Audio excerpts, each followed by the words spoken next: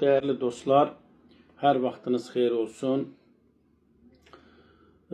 Təbii ki, bugün hər kəs özünə qələm adamı deyən, özünə media nümayəndəsi deyən, həqiqətən də müstəqil media camiyyəsində çalışan hər bir həmkarımız Vüqar Tofiqoğlu'nun müdafiəsindədir. Yaxın günlərdə mənim əziz dostum, qardaşım Əvəz Zeynallı da saat 4'də dedi, mən Vüqar Tofiqoğlu'nun səsiyəm. Mən Vüqar Tofiqoğlu'dan danışıramsa, saat 4 radələrində canlı yayında deməli, mən Vüqar Tofiqoğlu'nun səsiyəm. Niyə Vüqar Tofiqoğlu'nun səsiyəm dostlar? Niyə Vüqar Tofiqoğlu səsi ilə danışırıq, vaxtı ilə danışırıq, zamanı ilə danışırıq?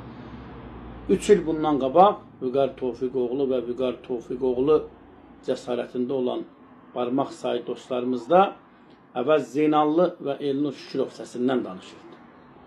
Əvəz Zeynallı və Elnur Şükürov vaxtından, zamanından danışırdı. Çünki